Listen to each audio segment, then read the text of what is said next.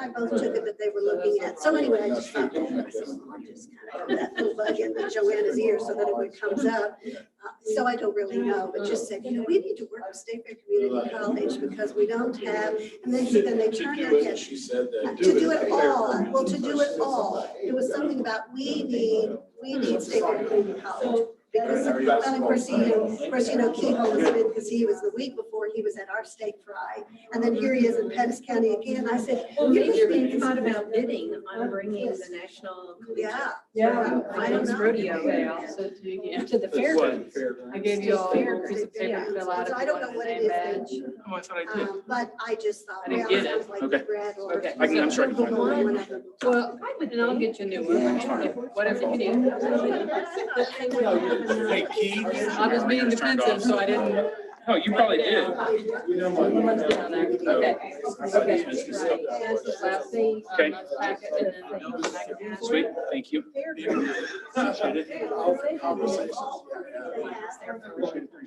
So what was so at the fair? I can't think. Hey, Mary Van. Sorry. That's so down to the boat the other day. I was like, Yeah. I'm trying to get some more. They're just going so fast. But Yeah. You went to the small ones, right? I don't know. I got one for myself. They're nice, yeah. So at least you could say you know that. So I don't know what it is that they were. Oh, yeah.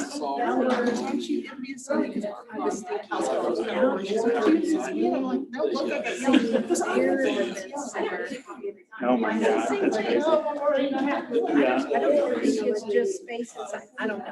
I think we would have everything, really. I don't know. Because I thought to myself. Yeah, more really busy. And if we were gonna have. Has that? That's what I want. And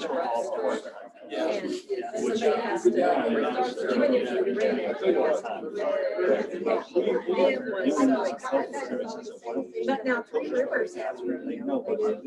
I guess And they, I don't know, because Wes was. And are some of those, He texted me and he said.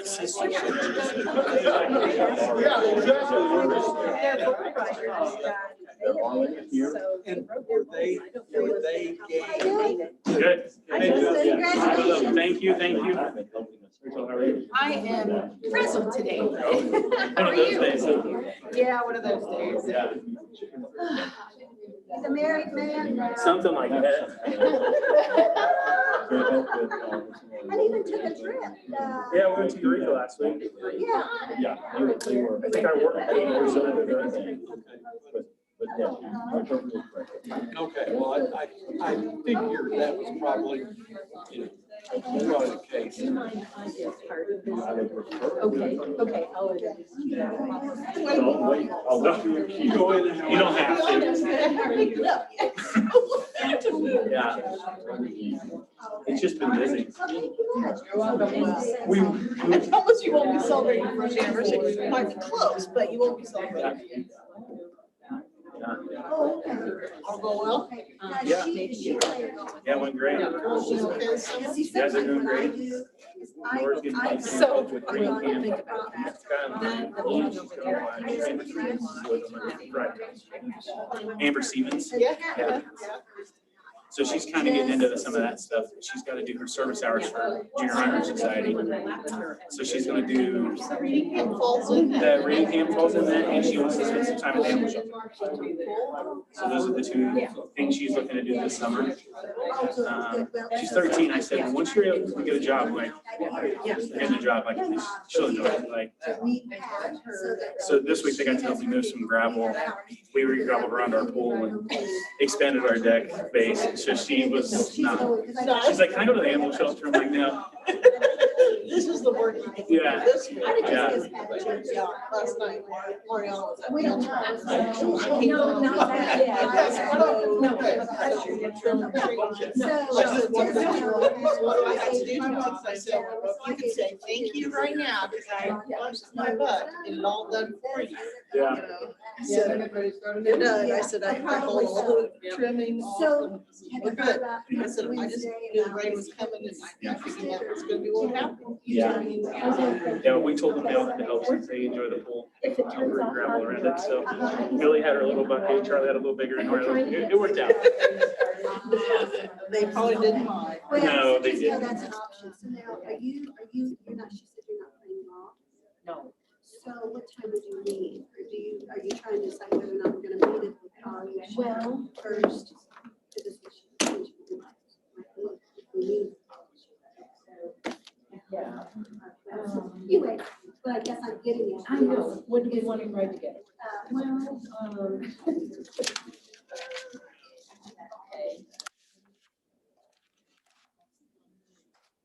Okay.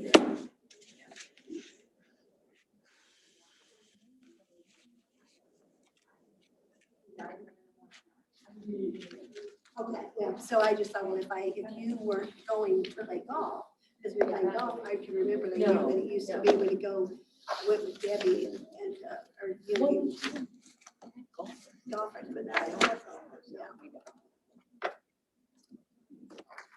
It's 3:33. So anyway, we can visit as the week goes by. Are you an REA? Do you have REA at your way? And so I have a card to give you. Oh, not here, At your. not here, at home. Oh, at home. So what, you're not gonna be at But REA no, I'm then? not. Okay. No. Well, there's somebody that's asked me to pass out some Not where cards. it's stick, I don't know where it comes in. You know, I used to know that, but I don't. I don't know if there's one here or not. Okay. Wherever. I guess you heard that they said that they don't think that that gun was taken by the guy who got loose here. It was very confusing. They felt like- I know you'll be there though. It's like, no, that's just perfect for your reason. No, I think- oh, yeah. I haven't heard the latest. Thank you. I don't either, but I just said, I saw where it said they didn't think that guns being stolen. Things okay with you? I think so. Last time. You know, that is job security. And you are signing. So did you- Thank you. Do you have, will this keep you busy during the board meeting? Oh, I'm sure. And she's got her little phone, you know how that goes. Oh, yeah. And Nick isn't gonna be here, so I think you can go anytime. Yeah. It's 3:30. Okay. Okay, it's, yeah, it is 3:30 and we are going to have a work session. And I don't know if we'll have sweat on our brow by the time we get through it, but, and is Keith going to? He is, I'm gonna kind of, yes, Keith is gonna lead us, work us through it, and I'm gonna introduce the work session. Okay, now is this session on? I think Brad is putting it on there, yeah. It's up now. Okay, yep, so. Yeah, so today's work session is to give you background on the budget that we're asking you to approve as part of the board packet for fiscal year 22. And just a few things. We sent you a budget memo, but I kind of want to make some highlights that, you know, coming out of a year when we faced and dealt with the pandemic, I just want to give compliments to our instructors, staff members, and our students for their tremendous work in keeping us safe. And there was really a lot of uncertainty at this time last year. We knew that we were facing withholds and budget cuts. And so I think what you're going to see today is going to be some good news in that respect, that our budget has held very well. And because of both good budget planning that was implemented last year and good work by everyone at our institution. The budget that Keith is going to share with you is very robust in that it covers and brings some new positions on board that are much needed to provide the services and programs that our students need. Just a few other things that we've been able to do. We've added new positions, and those have been in math, science, health sciences, and precision machining. Those are going to be a part of our request in approving the budget. And then just a reminder that we added new sports teams. And my husband said it was even the talk at the barbershop's office that those were good things to be added. So we have added men's and women's track and cross country and shooting sports, which is open to both men and women, and along with esports. So in all, those programs already are generating a lot of interest, a lot of recruitment of students, and we'll be able to give you a full report on that later on in the fall as to the students that those are bringing in to us. This year, this time last year, we were facing some very difficult decisions because of the cutback. We did end the estimated loss in enrollment. We did have a loss in enrollment over this past year during the pandemic of about 10% of our students over the previous year. We're recouping that somewhat now. And so our current enrollment numbers show that we are up over last year.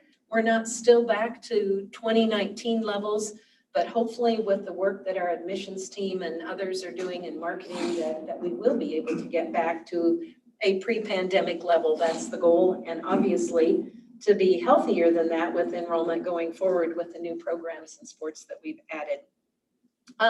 Last month, we talked about all of the additional funding that we're getting at the state level. We're kind of knocking on wood because, as you know, the state legislature is back in a special session right now. I was on a call on Monday with the governor's office where we were told we were getting nothing, no new money, no anything, based on how this special session would turn out. And then with them coming back and thinking that they have something figured out for the funding mechanism for Medicaid, I believe that they will get that worked out and they will be able to proceed with the allocations that had been approved through the legislature. But anyway, kind of knock on something there so that we hope that all occurs. So that's all good with additional state funding. And then, we just have a lot of new opportunities for students that we believe will drive enrollment into the future.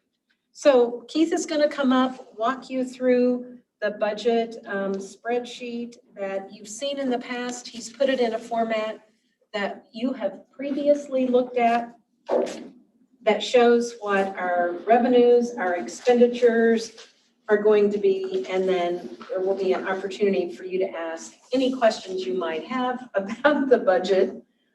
But I think, we have had many conversations about that as we have moved forward. So the floor is yours, Keith, and thank you for all of the dedicated work that you've been doing. There's a lot here to digest in this packet here. So I'm going to start with, when I kind of started doing the budget sheet before was a sheet like this. It said, where were we last year? How did we progress? So I want to show you the changes that have been made over the last couple of months that correlate to the detail here vis-a-vis last year. I think need some context about where we've been and where we're going so that some of this makes a little more sense to you. Then we'll walk through this budget. I won't say walk through it. We'll point out some highlights of this budget. You can ask any questions you want. But in the end, have an understanding of what budget we're proposing this year and how that correlates to some past years. As Tim, you may not have seen any of this, so you can have the fun color-coded. You might enjoy that better. Thank you. Thank you, Keith. So when we started looking at the budget, we started looking at this budget literally, it was back in January. We started thinking about, we started talking to you about where this year might start out and end up. The far left blue column was in January, we said, this is where we think we're ending up this year. that was the base. So everything after that, as we did the budget, I kind of said, okay, here's where we've added and taken away from that budget to give you a feel for how things were going. So in March, we gave you an update where we said, look, we're thinking there's a 3% enrollment decline. We're not, that's when you approve no change in tuition or technology fee. We knew that some things were coming to an end. For instance, the foundation had supported us this year with some funding from the foundation to help out. That will be ending next year. So we listed those things we knew were going to happen. We knew we were implementing a 2% raise then. So all that got built in that March, in that May timeframe, or I guess March timeframe. Now, you haven't seen May or June, I don't think. The May was we showed your ELT, but in May, as we learned more, we went around and said, okay, that's when you approved the addition of the new sports. We added them in. And with the new sports, obviously come new students and new expenses. So the new sports added in actually made up, 262,000 of that enrollment decline we were having. So that's getting better. That's when we also learned that the state was appropriating the additional $10 million to community colleges. You'll see in the May update, the 940,000 that's declined down in additional revenue. We knew we were getting the additional 18 million in maintenance, one-time maintenance repair funds. So all that was coming through. We revised property taxes as we kind of see how they're actually progressing. We had other expenses going along. We also added, at that time, 8 rooms across the way. That was in March. So that was put into the budget. And then you see how that kind of tracks along. Now, as we get here, what's changed since May is fairly straightforward. I updated my property tax projection. It continues to grow, and I base next year's kind of this year's history of that. And the other thing we did, as you know, you approved an additional 8 rooms across at Rack Jack, and that added 318,000 in additional revenue for us. And by the way, Brent Bates told me today that all of those rooms you approved last month are already full. So don't worry about it. They're full, and there's people looking for more. So we're not going to ask again. But we just showed that was a good thing. So as you recall, now we have a space for 260 students, and that's not being a problem to fill, which is good news for other discussions later down the road. But that's what's happened since the May update. Other than that, we've had slight adjustments for. We put in the budget the new positions. There are slight adjustments for what we actually pay when they hire that adjust. Our insurance costs are going to go up a little more than we anticipated because we added the new sports and because we're having a new building built. So that'll come on board next year. We got the Elucine contract. That was a little better than we expected. And then, of course, costs for the additional rooms there. So when you look at that, you'll see that we have 54,397,479 in revenues for the year, or light blue column, 54,336 in expenses for a net 60. So essentially a balanced budget, which is what our goal is every year, to present you a balanced budget as we go along.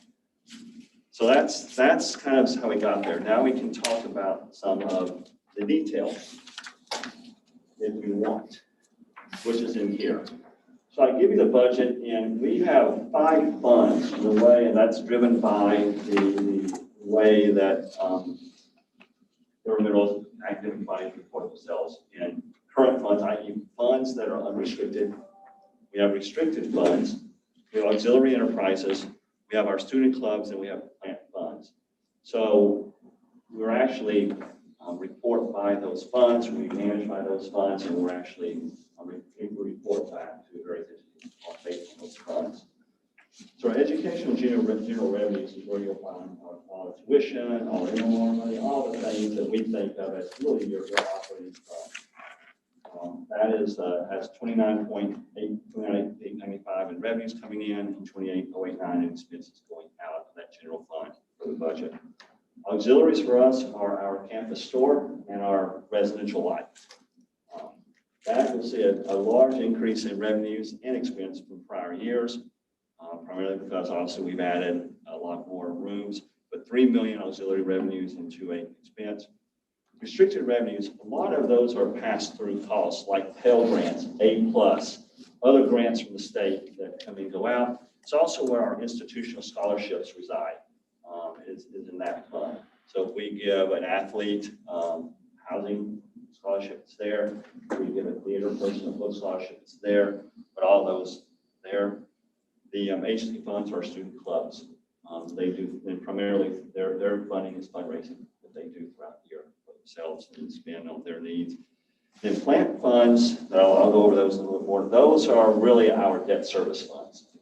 Is what we use that for. The debt service on our participation with Gator. We've got some energy efficiency loans that were done back a few years ago, where the new Olin Howard Workforce Innovation Center will reside for the principal and debt reduction of that. In fact, you see the 249.50 in plant fund revenues, which we say why do you have revenues in a debt service? The way that's structured is that the foundation pays us a ground lease, and we use those funds to pay the note. It's a lease back from the foundation is how that's structured. So there's actually that revenue is equal to the debt service we'll pay on that building this year. Okay. So overall, you see the net 60, and as I look at it from an operating standpoint, which our operating monies are really our unrestricted, our auxiliary funds, and our plant funds really compromise our overall, what can I operate from, more or less. And in that case, you'll see we have about a 600,000 surplus from those operating funds, but a lot of those will make up for the institution scholarships, the other restricted, okay? Behind this is the full detail of our revenues. Each fund is broken out by revenues and by expenses based on departments, because this is how we give the budgets to our employees.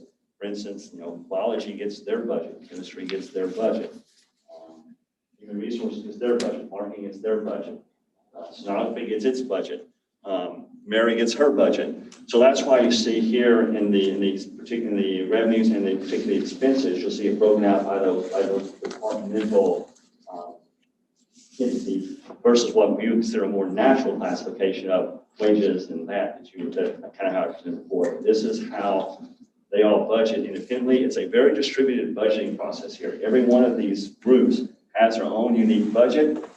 They look at that budget, they project off that budget, they give input to that budget, and they manage that budget. So it's actually, in many ways, very, very good process for me, because I've got a whole lot of people managing budgets for me, and they know what they are right up front. A few things I want to call out to you is the revenue.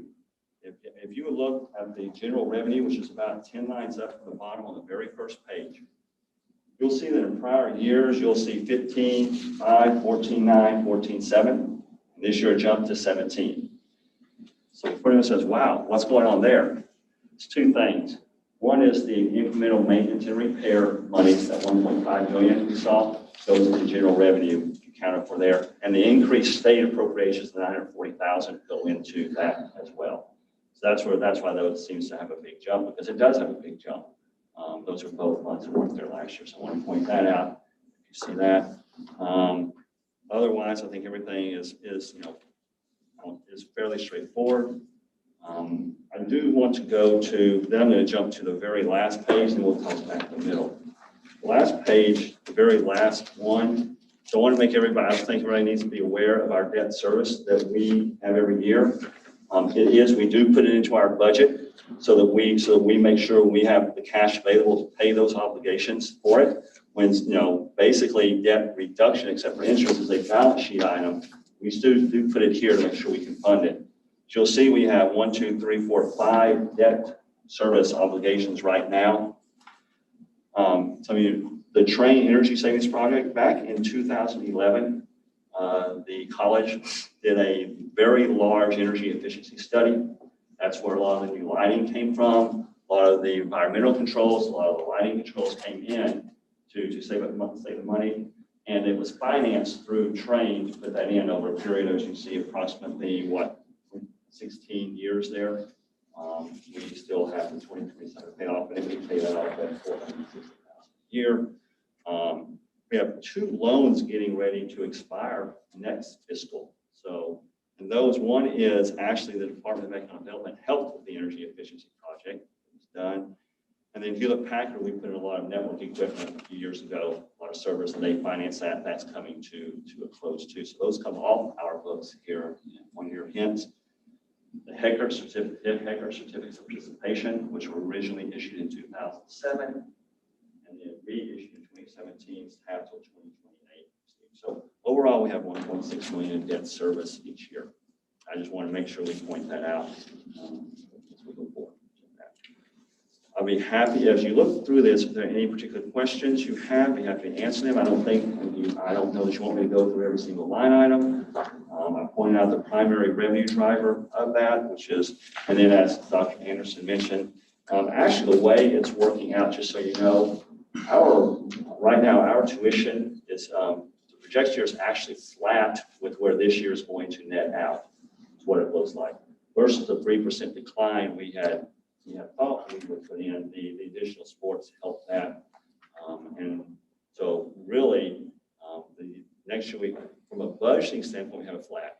We right now, as Dr. Anderson mentioned, are a bit ahead of that pace. We hope to stay there. There's still a lot of time left in the summer.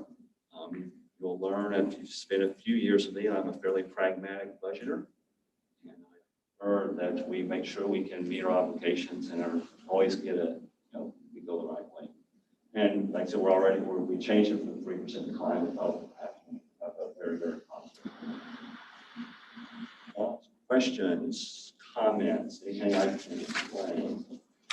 So we will be asking for the budget authority that you see on the first page of the 54,577,907, which is the sum of all the expenses. So we'll have a budget here.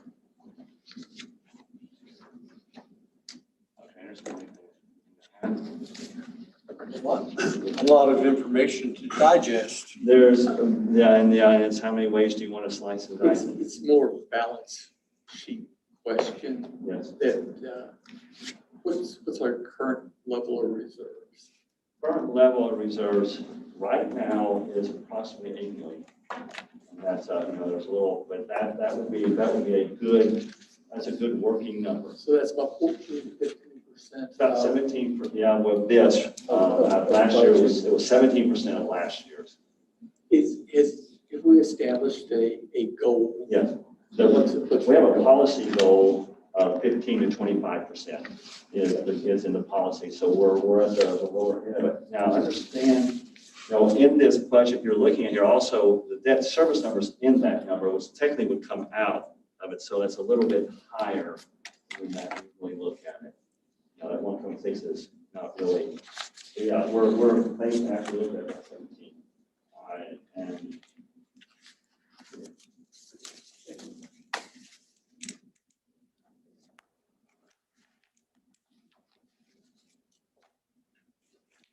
The Innovation Center out there on Oak Grove Lane, do we have any debt? I mean, where are we seeing that? that's Griff was here. He could explain all about that. The answer to your question is no, is the answer. What we have there, and someone will help me that's been here longer than I have perhaps, we do have we got a grant from the Department of Energy. I believe, or economic development. Economic development. That was through KCP&L at the time, right? No, Okay. it was, we had. I thought they were the just driving through- force behind it. No, it was actually through federal money that came through the state. Right. So, That was the funding source. So no, we didn't. Now we have to keep it with us, so to speak. We have some obligations there because of that. that grant covered the cost of the facility and, yeah, Dr. Bates is coming in at a perfect time. But also the engine that was purchased. As you remember, our engine is in a non-working condition if we were to try to sell it or start it up. Right. Joe's engine is still located there. Joe Fisher's engine is still in that facility. The landfill deeded the land that center sits on to us. So we own the land. We do own the facility, but right now we have to continue maintaining it or having some use of it. Basically, we said for educational programming to cover the grant requirements. So And then that's at Brent- $1,000 that you see on the Actually, expense. what that is the utility Just the- costs yeah. for that. That's exactly what that really is. The utility costs for keeping the lights on and that. Because that's right now, the only cost associated with it is literally the power. Yeah. We don't have any debt service to it unless we were to sell it, and then we would need to pay back a prorated amount, but Thank you. thanks, Justin. Any other questions that anyone might have? Or maybe for clarification, because Tim being new on the board, when you see the Board of Trustees on page 2 of 6, can you explain to him why that amount is there? Because it looks like It's we've got. jumped to 6. Well, But reason- yeah, so tell him what's One in reason there. it jumped is this guy. Oh, One reason it jumped is this is an election year. And so we have election expenses. With that is one of the primary reasons. So It's on that- page that- 2 of That 6. expense goes. Second to the line. trustees and they elections for the board of trustees. So that is you'll see that as one of I'm trying to figure out what. And I think I'm right in the majority of that cost is actually for the audit. Is it That not? audit is, Yes.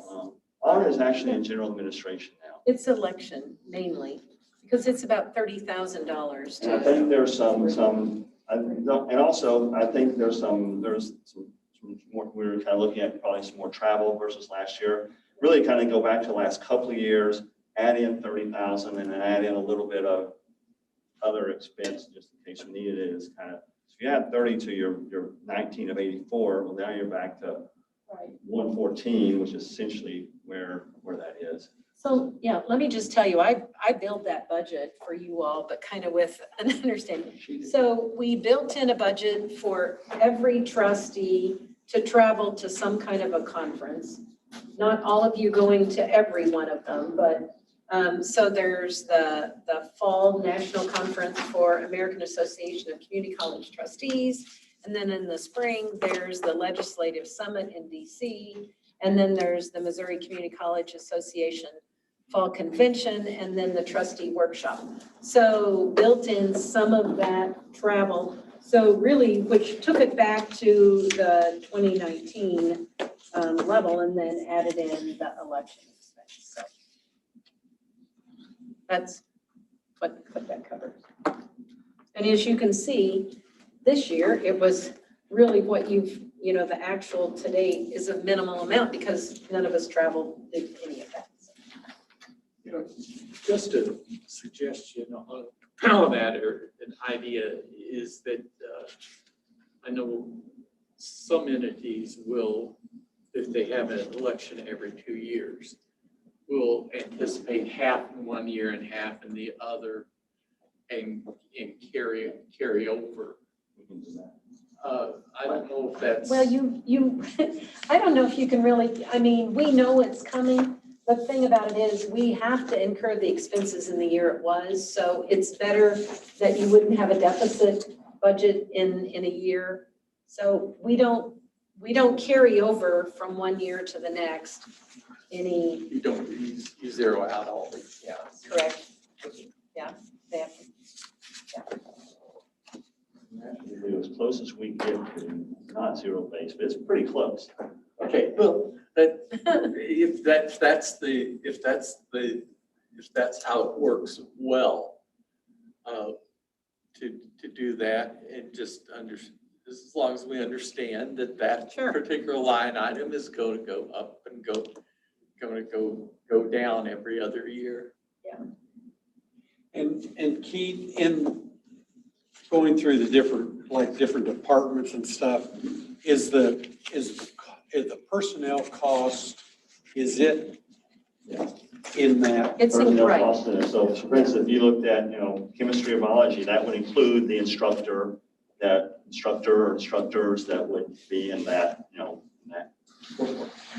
And in some, and as we mentioned, we have added some instructional, full-time instructors in some areas. And so when you look at this coming year's budget, we put those expenses into those budgets.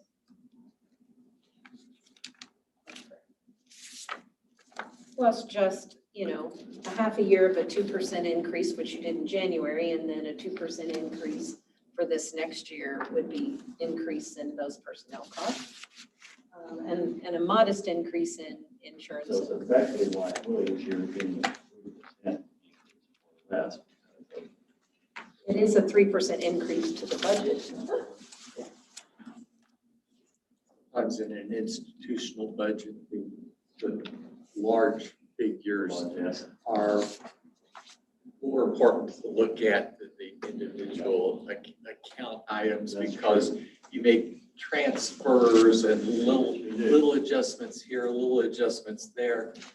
And as long as, and the big picture numbers are really, And these are guardrails. really simple. Correct.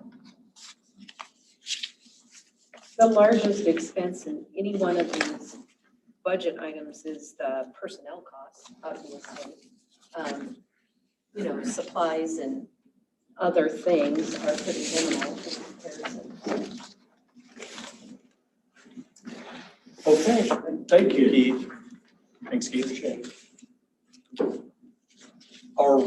Does anyone need to take a break or are we ready to go? Okay. I'll go ahead and call our regular board meeting to order. You have in front of you an agenda, and I'd like to welcome everyone that is here. And for many of you, we had a brief work session concerning the budget prior to this, and Keith gave us an explanation along with Dr. Anderson, and we thank them for helping us.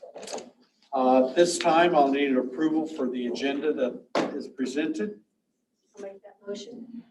And do I hear a second? Second. Okay. All those in favor say aye. Aye. Any opposed? Jolene, do we have any comments? No comments. No comments. Okay. And then you were also sent a copy of the minutes of the board meeting on May 27th. And we will need a motion and a second to approve that. I'll make that motion. Patty?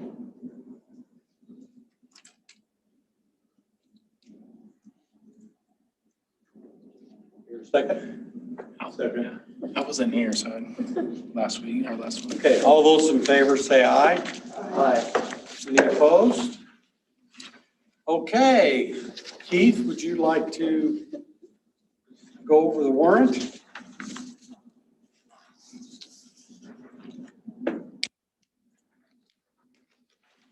During the month of May, the college dispersed $2,611,970.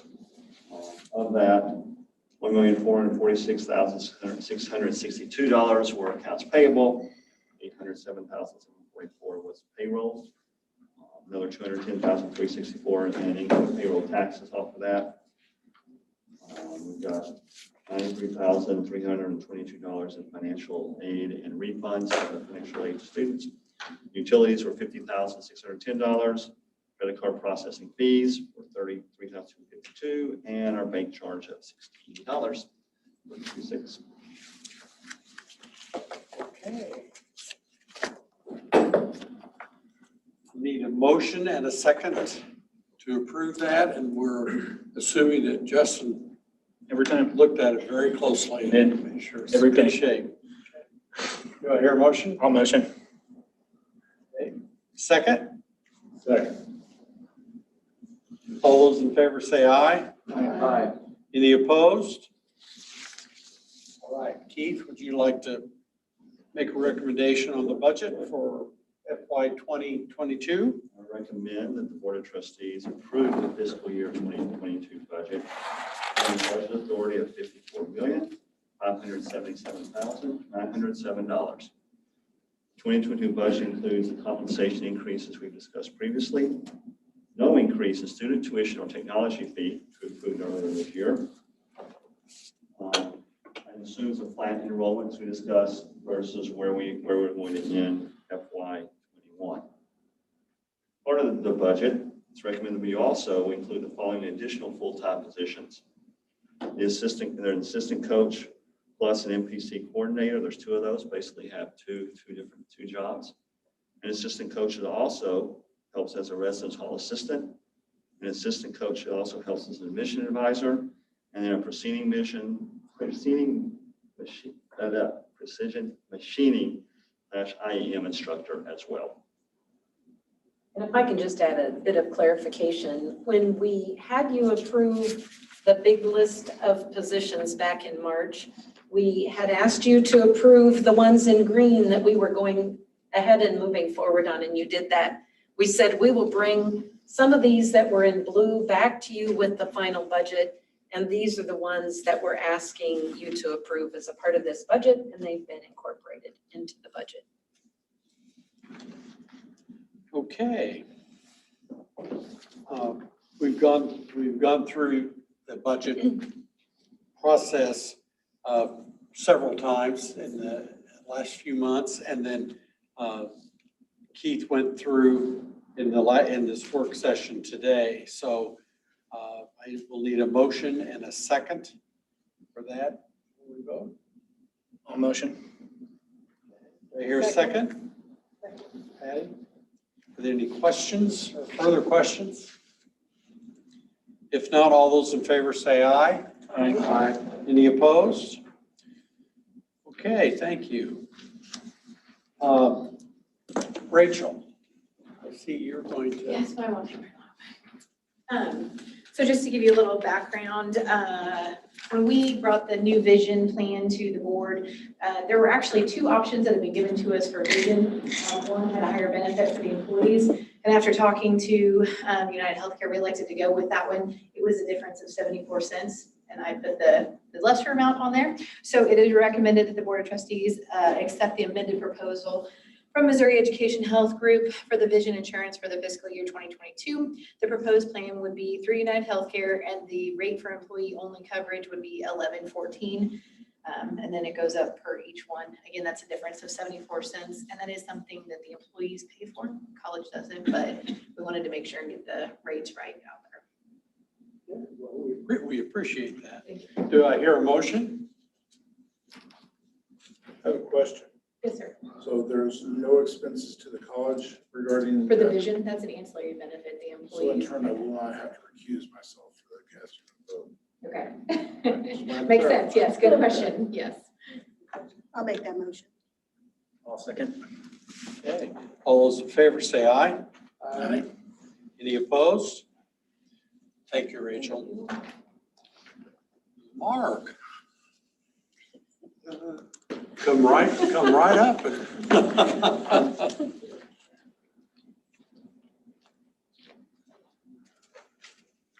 those of you who don't know me, I'm Mark Haverly. I'm the CIO at for IT Services.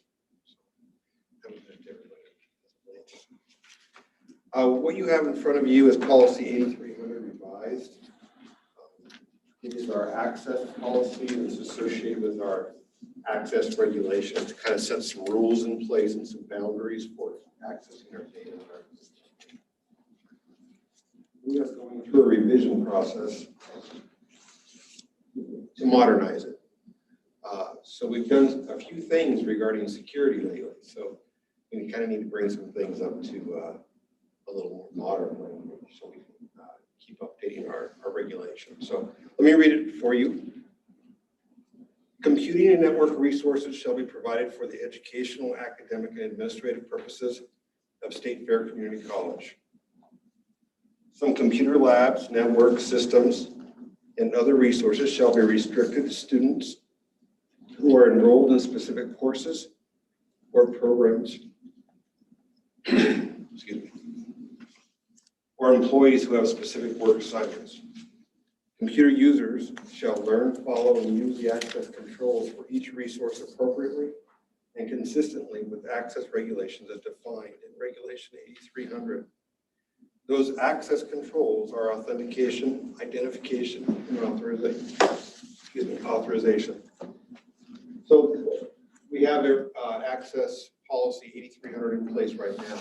Changes from the old one to the new one, and we added a couple of statements. One is we, instead of saying college, we said State Fair Community College.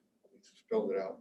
Then we added the last sentence, adding the controls for authentication, identification, and authorization, because most of you know that we've added some elements for your ability to log on to our network. And with that, we have to change some language in our regulation. So this is what this is. Any questions? But before you vote, I just want to say and compliment Mark and his team for not only bringing this policy to you today, but for ensuring that as much as possible, our systems are safe and controlled. And, you know, I mean, they're never 100%, but for sure, our systems weren't antiquated. Maybe the language needed updating. Just wanted to clarify that because they're all the time looking at ways to ensure as much as possible. And so just compliments to that team. Okay. Great, isn't it? It means you can't just log in without a dual system of verification, right. you know. Mark's the only one I know that gets choked up on policy about IT. I've never seen that before, but he's almost crying. Okay, should put some tissues up there. Yeah, we just don't appreciate it. More like water. Okay, do I hear a motion and a second? Motion. Okay. Second? I'll second. All those in favor say aye.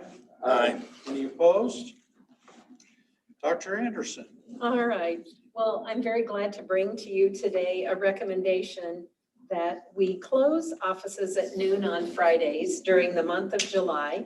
So that are the 5 Fridays listed of July 2nd, 9, 16, 23rd, and 30th. And that you approve paying employees for a 36-hour work week with 4 hours of holiday pay. And we kind of asked your green light last month just to see if we could do this. So we have arranged office coverage appropriately, and our employees understand that we still need to make sure that we're doing a good job of registering and enrolling students, and they will. So we don't believe these.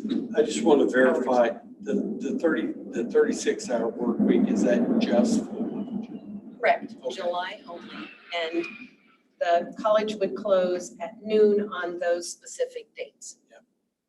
Okay. As Dr. Anderson mentioned, we had briefly discussed this, so do I hear a motion? I'll make that motion. Okay, second? I'll second, but can I ask a question before we vote? Should that say July on Randy's question though, to be clear on that, or is you saying it enough? No, you verified it is just for July, July. yeah, July Just- All right, just making sure. 2021. I can put only. I'm just making sure, you know. Let's put 2021 only, yeah. Okay. Not a problem. All those in favor say aye. Aye. Any opposed? And do we have one abstention? You? It's not, it doesn't impact I your didn't pay. believe so. It doesn't impact your pay. Okay. Okay, Keith? On a separate contract that she's not A working little on. bit July. on the spot tonight. Her contract doesn't cover that. The equipment, the warranty for we have next, I always like to give you context on why you're approving certain things. I'm going to let Ronnie give you a little overview of what the warranty is for with the simulators that we have. So you can understand, and I know we get good use of the warranty too, I understand. So this is for the nursing simulator lab, and as you know, many of you have been up there, we have several simulators. They're very expensive pieces of equipment. We pay for maintenance, for annual maintenance for those, and some of them are beginning to sunset, And so that's a whole different story, but the maintenance fees that we brought here today really include us being able to ship them back to the factory, and they will replace them with a loaner so that we don't have downtime. They will also send folks on site annually for preventive maintenance as well as for any specific maintenance issues. It's saved us several times.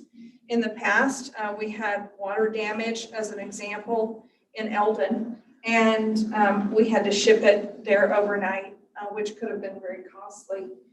It includes parts and labor for that. We've also had one of our mannequins here that had ongoing skin issues, right? And so we had to have the skin replaced several times. I have that very good. That's what this maintenance is. I know it looks very expensive, but we do have it in the budget to cover it. That mannequin's getting old or something. Got aging spots. So it's recommended that the board accept the warranty products quote attached from CAE Healthcare for a period of 1 year beginning July of this fiscal, ending the end of the fiscal. Funding is in their budget. The warranty covers the simulators, all the software learning updates that she described. They're used by the nurses using only in Sedalia, in Clinton, and in Eldon. The total cost was $27,008.64. So I ask your approval to extend that warranty. Do I hear a motion? Motion. And a second? I'll make a second. Okay. All those in favor say aye. Aye. Any opposed? Dr. Ian? All right. Well, Justin, I have asked Justin each meeting until a lot of our projects are done to bring to you a facilities update report. And Justin, thank you so much for being here this evening to share that with the trustees. A lot of work is going on. A lot of Justin's time not only is occupied with the Howard Workforce Innovation Center, but all of the campus improvement projects, and then just the usual summer work. But so anyway, Justin, thank you for bringing that report to us. No problem. So the biggest news is they own the Howard Workforce Innovation Center. If you haven't drove by, we do have steel up in almost half of the building for the major structural components. The other half is actually arriving tomorrow morning. Some may even show up on the parking lot tonight. There's 6 and possibly a 7th truck that will all show up tomorrow, between tonight and tomorrow, to get unloaded so we can finish out the steel. It's also including the 7th truck. I say that because we believe it's counted separate because it's coming from another factory, but it's the roof panels and some of the siding. So we do have, literally we should have all of the building here on the ground tomorrow for the major pre-engineered building portion of it. So that has been paid for. We got them a check when the first truck showed up. So they wanted a check in hand with that before they would start unloading. So they were going to continue today, but with the storm that kind of blew through this morning, we did have to send the crew home that was working. So they're, if you drive by right now, it's not a very active site today. So, but the weather kind of played a part in that. So we're hoping the weather will kind of hold off in the morning so they can unload that. The concrete slab is all poured, except for kind of coming back after the columns are put up, and we'll fill in those holes there. We've got things worked out with Evergy. I think last time I talked to you guys, we were still trying to get some of that figured out. And we've got that figured out. Evergy has placed a new pole across the street.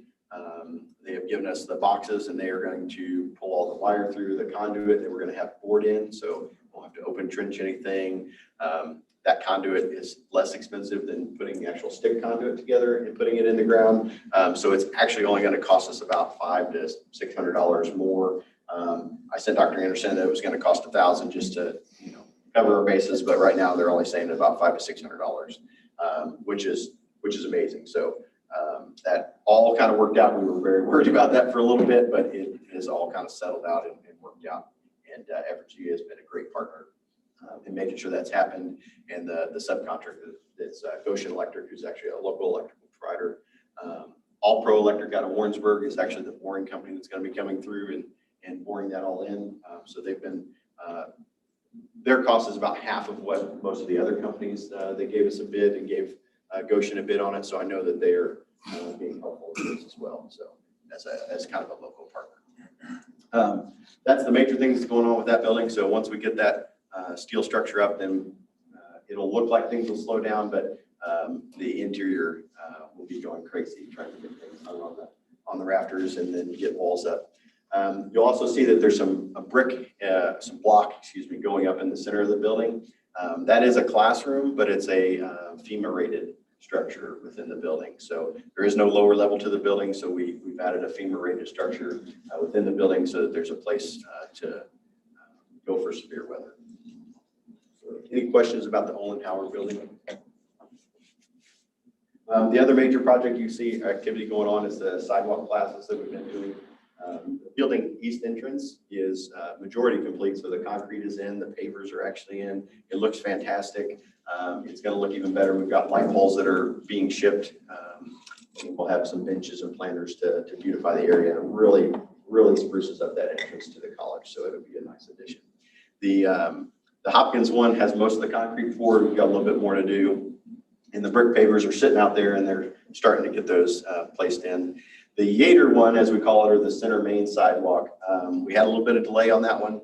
After we got digging down, that sidewalk actually didn't have any aggregate put underneath it, no base. Why it stayed there, the only reason we know is, that concrete was from about 73, so it's a lot harder than most concrete, and it had a lot of rebar in it. But we were not going to be able to pour concrete back on top of that and support a fire truck, because it's actually a fire lane. It's actually a drive lane as well. So we had to dig down about 3 more feet, added a little bit of cost to it. But we brought in rock, built it back up. So they should be starting to pour some concrete, hopefully next week if everything, weather and stuff holds out. So we're going to keep going. Is that just in front of the building, or is that the whole? It's just, well, the sidewalk all the way up to the building doesn't have aggregate underneath it, is our assumption now, except for the places that we've replaced, but we're only doing that entrance right now. So we'll have to keep an eye on it now that we know the condition that's underneath there, at least on that end. It may explain some of the issues that we've had over the years with Hopkins and some of the floors in there. It was the same kind of unsuitable soils there that we've known are in that area of our campus. So we'll keep an eye on it. Then along with those, we've got, projects going on in all the buildings, little things here and there. We'll be spending most of July putting classrooms and outside spaces and anything that had tables and chairs kind of back to where they were as far as distancing and space between folks. We are, this summer, we're going to be getting everybody back to the table as far as looking at the campus store, the library, and the kitchen and the changes that we want to make there so that we can bring a plan back to you guys and start talking about what the budgets would be to make all those things happen. We also simultaneously will be doing design work for fielding. So we've got space that we're going to be moving out of to move into the new building. We've got preliminary stuff, and we're waiting on some final grant numbers and things like that. But we want to make sure those programs are figured out, and we've got the space for those. So that design stuff will be going on this summer too. And then hopefully we want to have all that ready so that we can jump as soon as the building is done. We're moving them out, that we're renovating that space. We're not leaving any space vacant or open. Any questions about those or any other projects you've seen us work?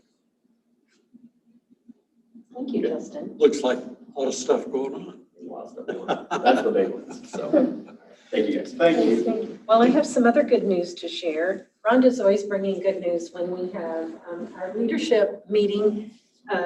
We usually start with good news, and I'm excited to announce that our Clinton May nursing graduates, all of them have successfully passed the RN NCLEX exam, so they are officially RNs. And a big congratulations to our instructors, our whole health science program. Their dedication to student learning and success makes that possible. I wanted to let you know we had a good turnout for our retirement and recognition dinner, and thanks to our employee engagement committee for bringing our people together. It was a good night to just see everybody again and kind of, we hadn't seen each other for quite a while. So that was a very good night. Mary and the foundation kind of concluded and got off the list of the Anchors Away soiree that never happened during COVID, and there were raffle tickets, and so they had a nice event with Bistro 5 on Tuesday evening, and so that is concluded, and I know she'll be bringing a report about the whole work of the foundation, but thank you, Mary, for concluding that. And Jill Steffens, who is an employee at the college, won the grand package. So I think she was very excited about that. The Dahm Museum of Contemporary Art is offering free credit or free craft material packets.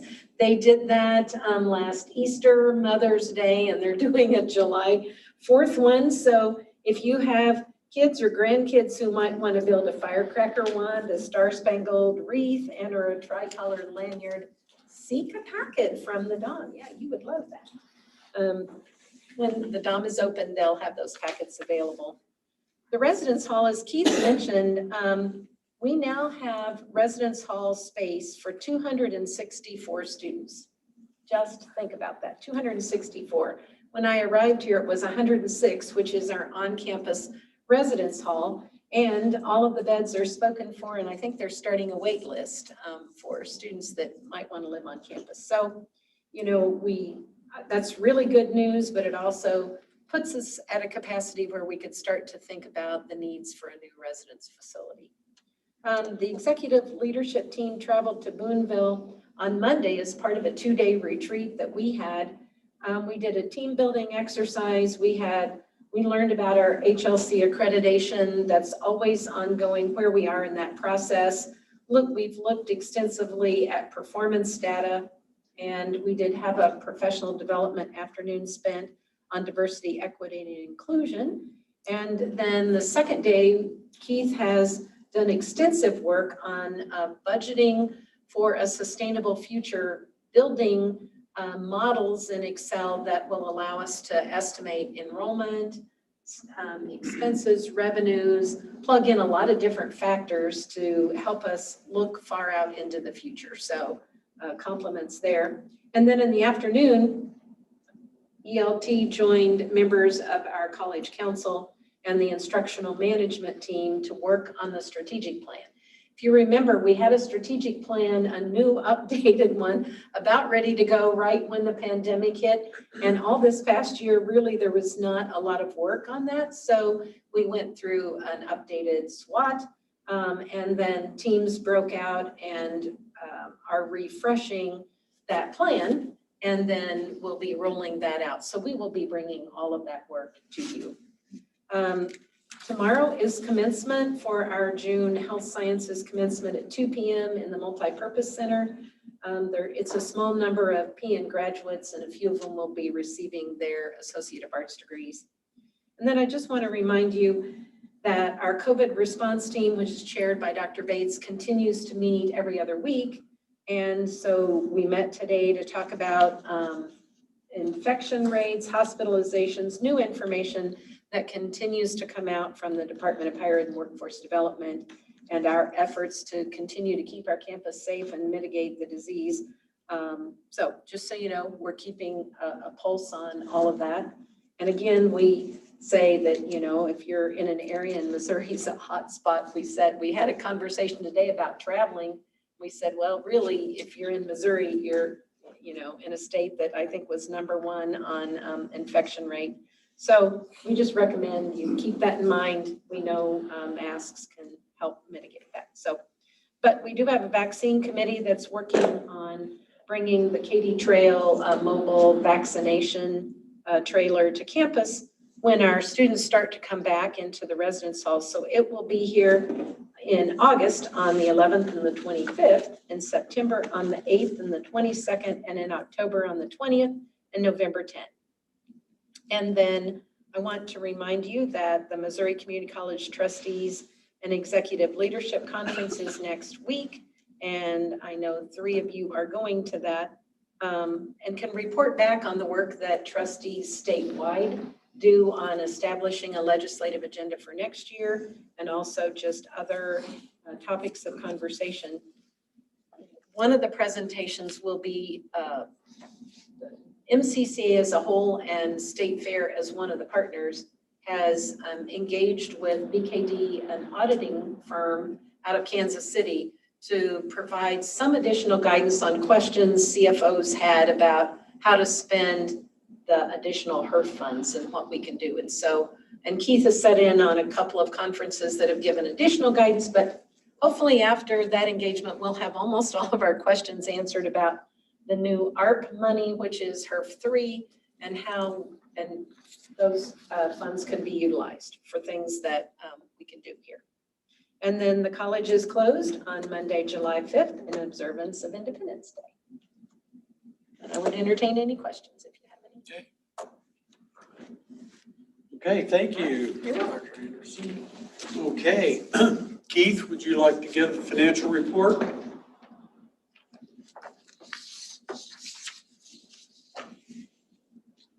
Before I go into the financial report, I want to kind of give a refresher, remind everybody that if they're new of our purchasing approval and communication policy. The way it reads is that basically summarizing it, anything under $10,000, we as the college have approval basically just to handle our business. That's the threshold there. Between 10 and 25,000, we still get bids, we still get competitive quotes, but it actually isn't required of the board to approve purchases under 25, between 10, well, anything under 25,000. But between 10 and 25, it is the policy that we report to you on what those purchases are, so that you can be informed of them and be aware of them. Then over 25,000, we have to go to public bid, and your approval is required for those purchases. I say that because I have two purchases that we are making that are they're between the 10 and 25,000 threshold. I want to inform you what they are, how we're doing them, but no approvals needed to do this. Both of them, and I'll talk about it, are funded. It's funded already. So one is the multi-purpose center, gymnasium, the basketball court. They have scoreboards that have stopped functioning last year, literally stopped functioning. So they are purchasing two new scoreboards. They're purchasing them from AFCO, which actually ended up being the company that has the ones in now.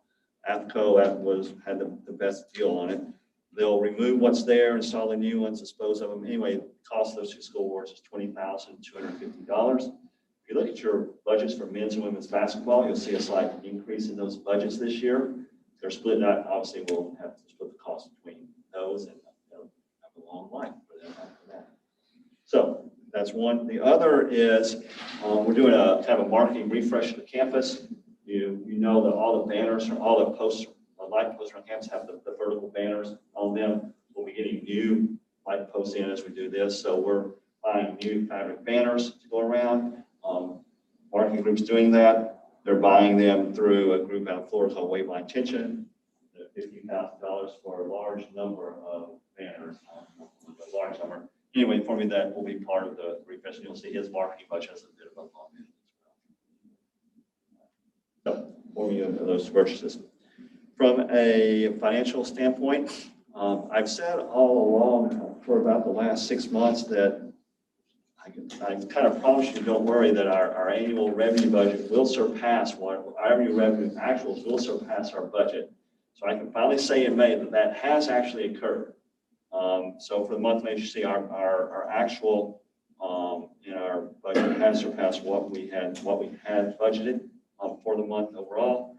Obviously, the state renewing the budget there was a primary driver of that. We are slightly ahead in tuition and fees from where we thought we'd be. So we will have a positive variance in our revenue. And if you look at our expenses, we see revenues come in waves. They come in a semester. Our expenses are a little more spread out evenly through the year. I think the bulk of those is really payroll.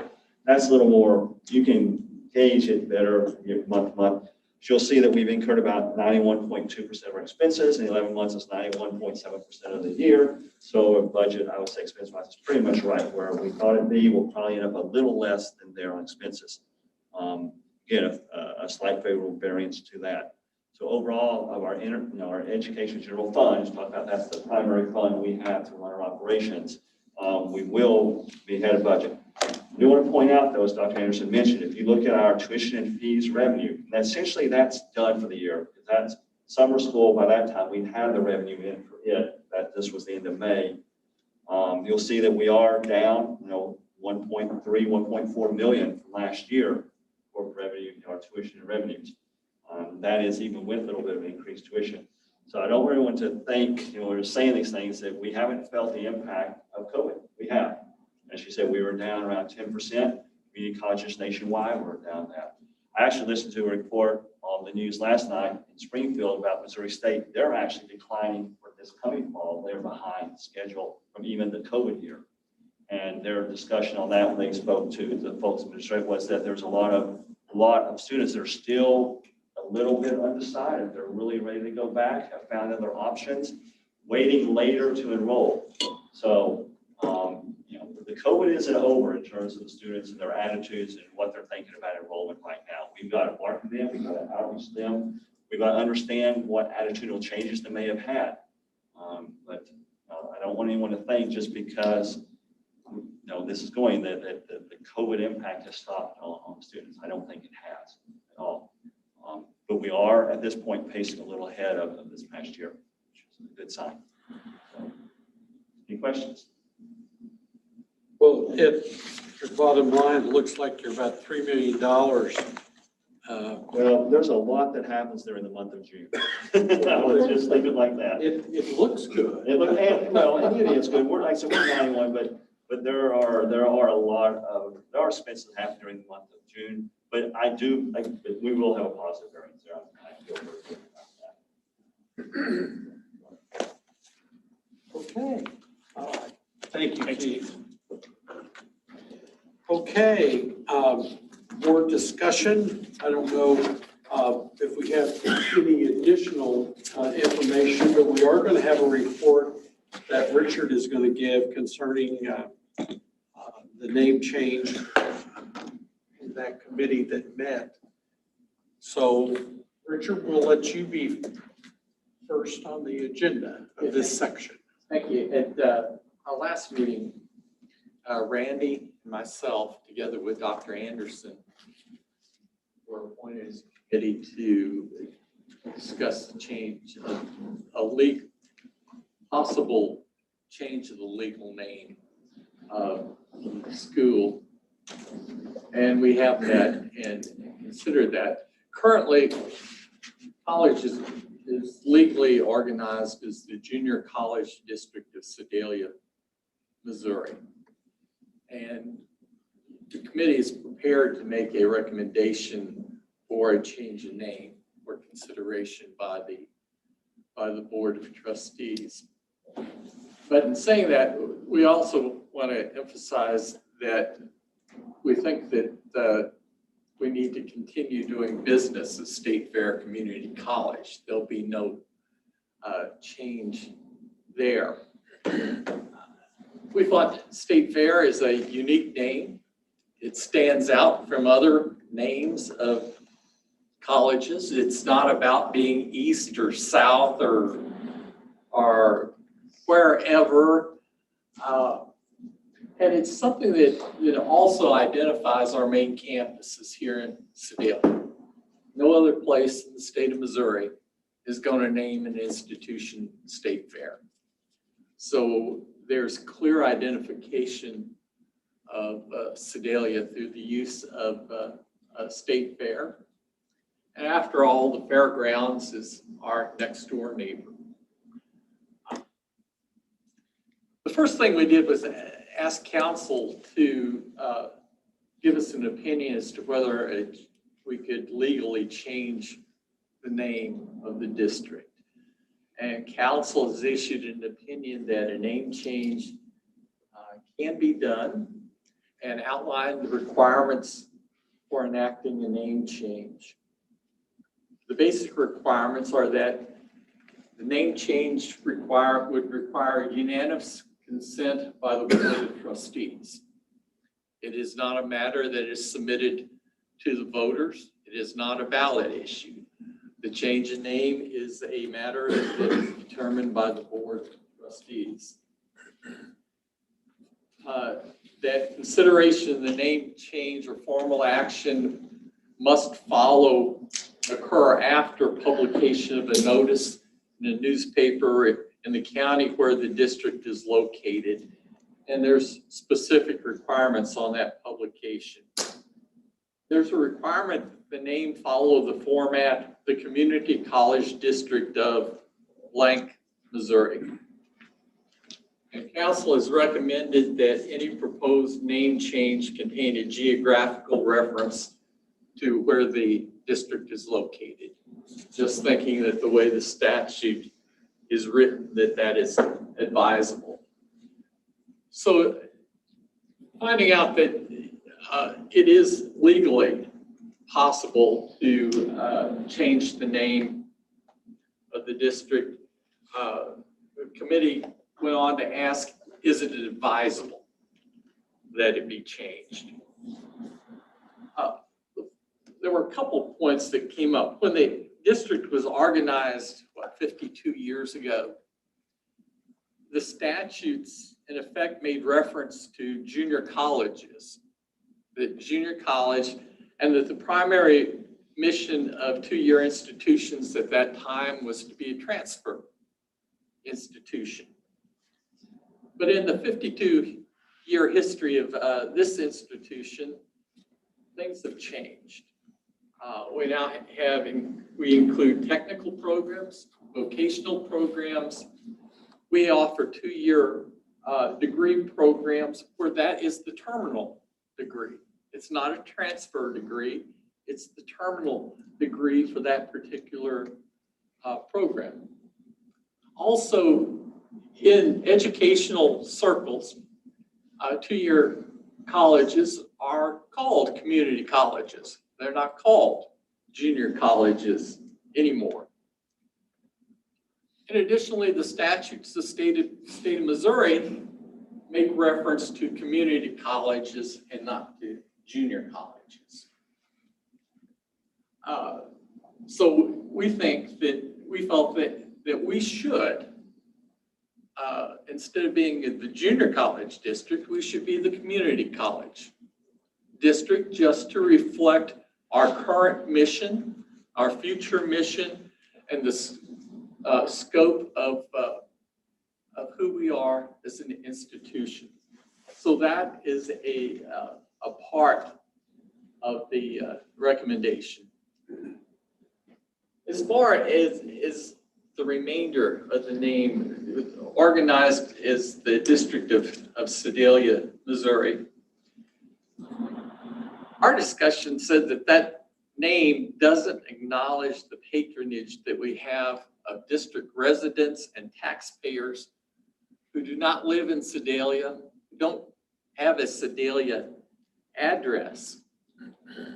But also that name doesn't reflect that the mission of this college extends to a larger area than Sedalia.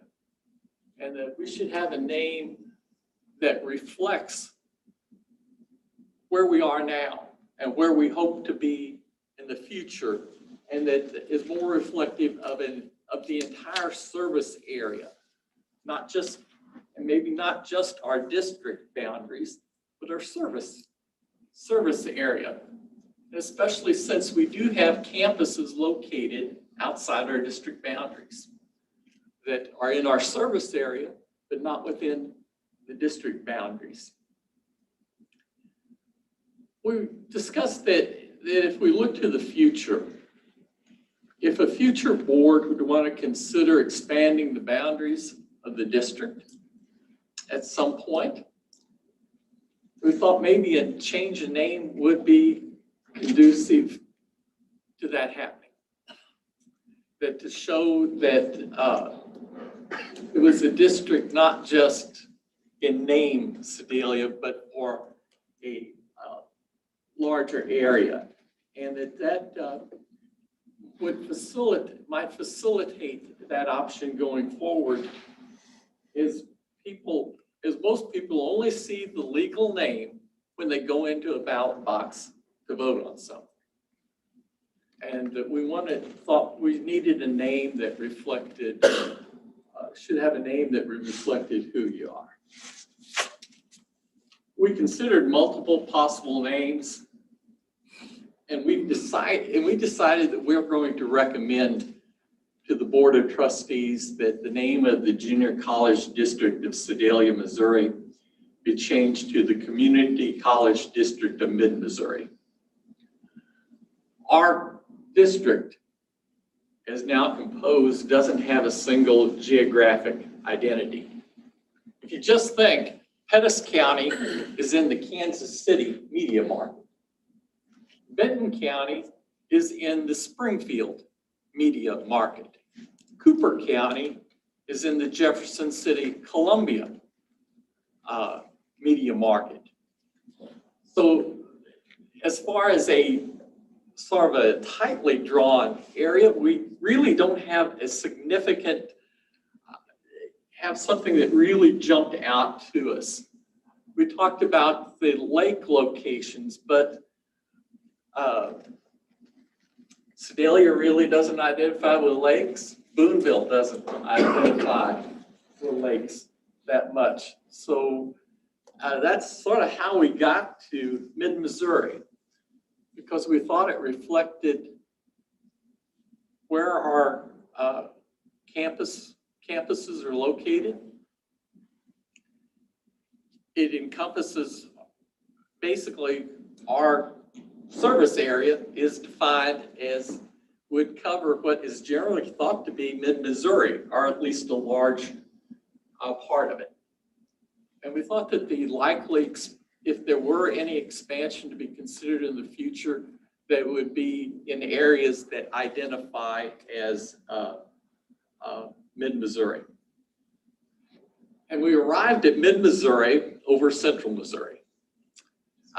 We thought that Central Missouri, we have possible confusion with UCM and CMU. That having attended Central Methodist, I've experienced a lot of confusion between those two centrals. And so I thought, and we thought that, so avoiding the use of central, and also there's a East Central Community College, North Central Community College, and we'd like our own identity, and avoiding use of central. This matter of name change would not be subject to a vote or a ballot issue. But we also felt that college constituencies should have an opportunity to comment on a possible name change before any action is taken. So we discussed having some publication, tried to get some information out that we are considering, that this has been thought of, and we're pursuing a possible name change so that the constituencies can respond and take advantage of some of the media and information systems here we have at State Fair to let a number of our constituencies know and to respond, but to get that. So, and we also thought, well, maybe somebody out there might have a much better idea than we came up with for a name, and that would also allow an opportunity for a little more input in that regard. So we're not making a motion. I'm not going to make a motion at this time to change the name of the college. Instead, we'd like to give maybe another month, or maybe some conversation to circulate and to invite comment that can be shared. Present intention is that the motion for name change would be presented at our July meeting of the trustees, that a publication to meet the requirements of statute would then follow, and a vote could be taken at our August trustee meeting. Then if the name change, the name is approved, then there's some notice that needs to be given to the Department of Education and to some of the other institutions and companies that we deal with, who deal with the legal, formal legal name of the college, so that we get lined out with all of them. So that's our report, and sort of lays out where we would like to, where we're suggesting that the Board of Trustees proceed. Okay, Richard, thank you.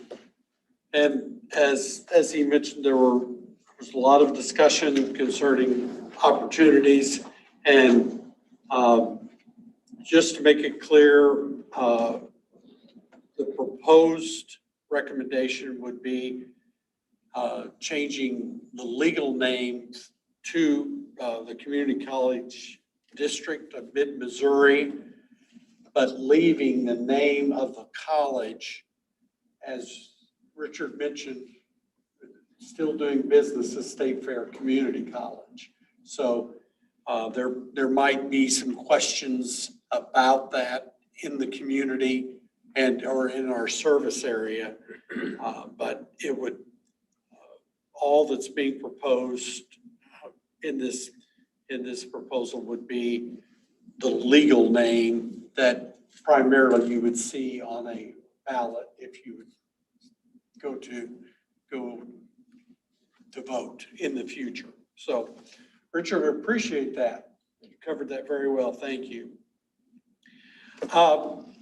One additional thing that I would just like to mention, as I was reading through the proposal and the memo that you sent, and I wanted to commend Dr. Anderson and Keith for their summary of what we were going to be talking about and what we ultimately as trustees voted on today concerning the budget. That budget, and we have some new trustees, that I've been on the board for quite a while, and every year I learn more and more about what's involved in that budget process.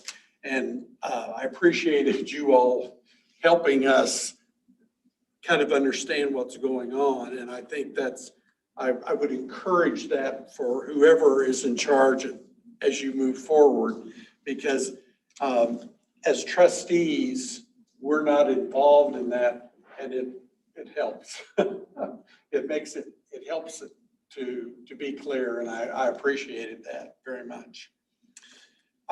Any other comments that any of the board? We need to congratulate our newest member who is recently married of our group, our very select group. Congratulations. Any other comments that anyone would like to? If not, then we will need a request, a motion and a second to go into closed session for personnel and B and C. A and C. Okay. For A and C, and we will need to do that via roll call vote, and then the trustees will move immediately, and then we will come back here basically to adjourn our regular meeting. I'll make that motion. I'll second. Okay. Randy Eaton, Yes. Tim Carr, Yes. Justin Hub, Yes. Nicholas Estrada is absent, Richard Parker, Yes. Patty Wood. Yes. Okay. We will adjourn. Down the road. Get my message. Yeah. You gotta make me, what's that? Oh, you got it.